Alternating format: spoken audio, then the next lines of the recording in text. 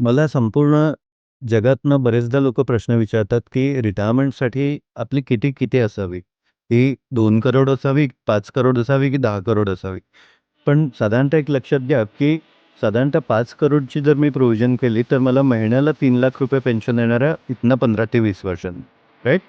तेव्हाचे 3,00,000 म्हणजे आजचं जवळपास 1,00,000 आपण समजू शकतो. सो आज मी ते 5 करोड डेव्हलप होण्याचं प्रोव्हिजन मी केलेलं आहे का? हे इम्पॉर्टंट आहे. आणि येणाऱ्या काळामध्ये मला 5 करोड तयार केव्हा होणार? जेव्हा माझ्याकडे आज किमान 30,000ची एस-आय-पी असेल, तेव्हा माझ्याकडे 2 ते 3 करोड तयार होतील.